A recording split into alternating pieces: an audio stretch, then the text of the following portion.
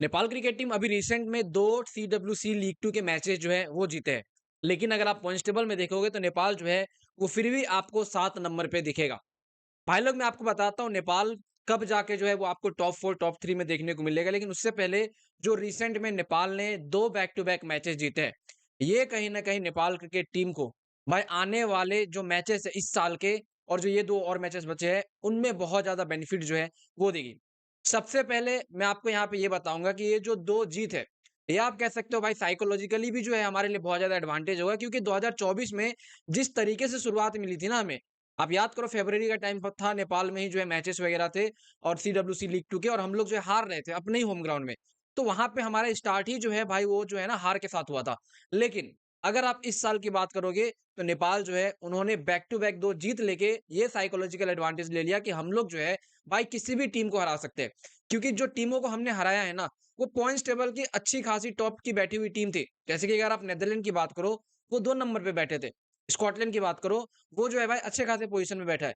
तो कह सकते हो कि भाई इतने नीचे होने के बावजूद भी हमने जो है 2 बड़ी टीमों को सीडब्ल्यूसी लीग 2 में हराया है। और इससे ये पता चलता है कि नेपाल के अंदर बहुत ज़्यादा कैपेबिलिटी है कि वो कभी भी भाई पॉइंट्स टेबल को पलट सकती है और कभी भी भाई टॉप पे आ सकती है। ख़ैर, अभी देखो नेपाल जो है वो 7 नंबर पे आपको देखने को मिलेगा पॉइंट्स टेबल में। 14 मैचेस नेपाल ने खेले हैं, 10 पॉइंट नेपाल के पास है और उनका नेट रन रेट देखोगे नेपाल का तो पहले बहुत ज़्यादा खराब था, लेकिन अभी तो फिर भी जो है आप कह सकते हैं सुधार आई है।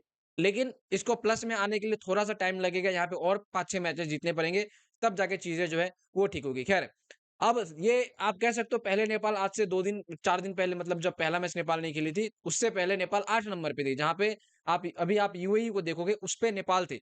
लेकिन ये जो 2 मैच जीते हैं, नेपाल इस 2 मैच में 4 पॉइंट लिया है। देखो दोस्तों, सबसे पहले मैं बताऊँ जो एक टीम होती है ना, वो 1 साल में टोटल 12 सीडब्ल्यूसी लीग 2 मैचेस जो है वो खेलते हैं। अगर आप नीदरलैंड का देखोगे, तो नीदरलैंड के पास अब बस यहाँ पे 3 बचे हैं, जो कि अभी कुछ दिन में वो लोग खेल लेंगे और नीदरलैंड का जो है ना, वो पूरा सीडब्ल्यूसी लीग 2 2025 का फिर खत्म हो जाएगा। फिर वो लोग 2026 का वेट करेंगे। अगर आप उसके अलावा कनाडा का देखोगे, उसके अलावा अगर आप यहाँ पे नामीबिया वगैरह का देखोगे, ठीक है, जो नामीबिया हमसे ऊपर है और उसके अलावा आप यहाँ पे कह सकते हो यूएसए वगैरह का देखोगे, तो उन लोगों ने भी मैक्सिमम मैचेस अपने खेल लिए। उनके पास भी ज़्यादा मैचेस बचे नहीं है, 3-4 मैचेस सॉरी 4-4 मैचेस जो है वो बचे हैं। लेकिन नेपाल इकलौती टीम है जिनके पास इस साल में अभी भी बहुत सारे मैचेस बचे हैं। टोटल भाई एक टीम को 12 मैचेस खेलने होते हैं जिसमें नेपाल ने सिर्फ और सिर्फ 2 खेले। नेपाल के पास अभी भी 10 मैच बचे हुए हैं। और सोचो आप हम जो है यहाँ पे 2 मैच बैक टू बैक जीत के भाई यहाँ पे 10 पॉइंट ले लिए और ये जो आने वाला 2 मैच है जो आपका 8 और 10 तारीख होने वाले हैं कुछ दिन बाद, अगर वो दोनों जीत जाते हैं तो फिर हमारे पास हो जाएगा 14 पॉइंट और नेपाल जो है आपको टॉप 6 में आराम से आते हुए दिख जाएगी। उसके बाद एडवांटेज ये हो जाएगा कि जो टॉप की टीम है, उनके पास तो मैच है नहीं। नेपाल के पास मैच है। अब सोचो नेपाल आने वाला जो 8 मैचेस होगा, जो मेरे हिसाब से तकरीबन नवंबर-दिसंबर के टाइम पे होगा, ठीक है, अक्टूबर और दिसंबर के टाइम पे, तो कह सकते हो वहाँ पे 8 में अगर मान लो 8 जीत गए नेपाल, जो कि पॉसिबल है। पॉसिबल है क्योंकि नेपाल अभी जिस तरीके से खेल रही है, एक अलग फ़ॉर्म में चल रही है और मैंने आपको साइकोलॉजिकल एडवांटेज बताया ना, ये जीत हमें एक अलग लेवल की मोटिवेशन जो है वो दे रही है। तो सोचो 8 में अगर हम लोग 8 जीत जाते और ये कारनामा नेपाल ने पहले किया है, 12 में 11 मैचेस जीते थे हमने, 2023 की मैं बात बता रहा हूँ शायद जब उस टाइम में मोंटी देसाई कोच थे, तो ये पॉसिबल है। अगर नेपाल जीत जाती है मान लो 8 में 8, तो भाई 16 पॉइंट उधर हो जाएगा और 14 पॉइंट इधर। आप सोचो भाई नेपाल पॉइंट्स टेबल में कहाँ होगी? मतलब आप कह सकते हो टॉप पे जाके नेपाल सीधा इस साल के अंदर जो है वो बैठ जाएगी। और फिर 2027 के लिए फिर 2026 में हमको कुछ मैचेस जीतने पड़ेंगे और 2027 में हम वर्ल्ड कप क्वालीफायर जो है वो खेल रहे होंगे 2027 ओडीआई वर्ल्ड कप में बात कर रहा हूँ। तो कहीं न कहीं भाई जो ये मोमेंटम मिला है, मैं कहूँगा इसको खोना नहीं चाहिए।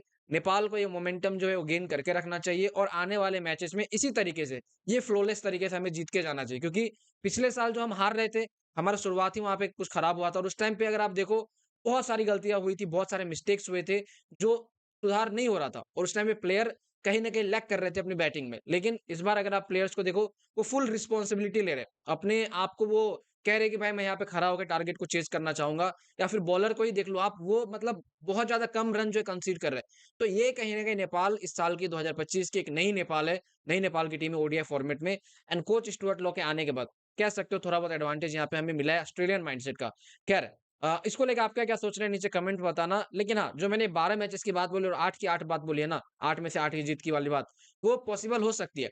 एक आधा मैच इधर-उधर हो जाए, फिर भी कोई फ़र्क नहीं पड़ता। फिर भी अगर नेपाल मान लो जैसे ये 4 खत्म होने के बाद और 8 बचेगा, उसमें मान लो 6 भी जीतते हैं, तभी भी हम लोग पॉइंट्स टेबल में दोस्तों ऊपर चले जाएँगे। तो ये कहीं न कहीं कह सकते हो अभी 7 नंबर पे, लेकिन इस पॉइंट्स टेबल को पलटते भाई देरी नहीं लगती है, एंड ये कह सकते हो बहुत ज़्यादा बढ़िया गुड न्यूज़ है नेपाल के लिए।